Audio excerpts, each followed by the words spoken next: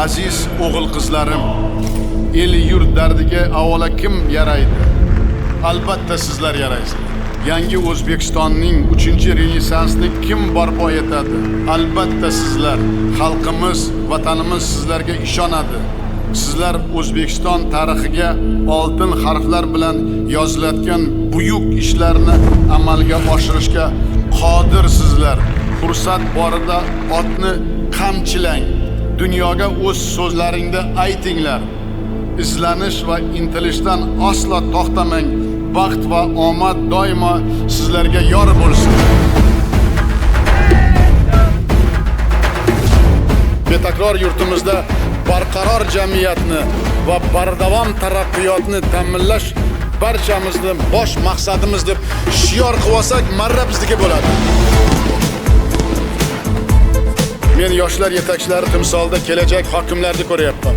Vazirlarni ko'rmoqchiman. Yirik bank va kompaniyalar, davlat va nodavlat tashkilotlari, siyosiy partiyalar liderlarini ko'ryapman. Sizlar menga kuch bo'lib turishlaringiz.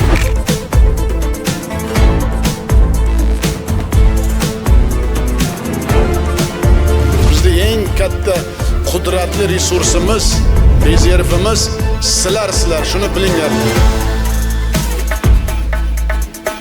Niyatlaring bormi? Hech qachon to'xtamang. Intiling, qiyin bo'ladi, og'ir bo'ladi, g'ovlar bo'ladi, to'siqlar bo'ladi, lekin intilgan o'zini albatta niyatlariga yetadi.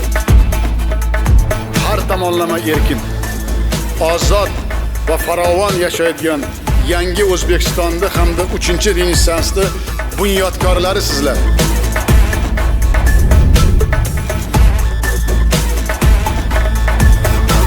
Hech qachon unutmanglar.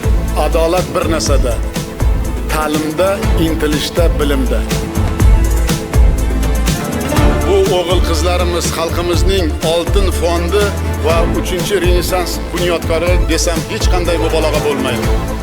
Bu sizlarning yo'llaringning boshlanishi, muvaffaqiyatlardan juda katta ilhom olib, kuch olib, qudrat olib davom ettirish kerak. Faqat va faqat kelajak o'zlaringning qo'llaringda. Bir narsani bilinglar, men sizlar bilan faxrlanaman va sizlarga ishonaman.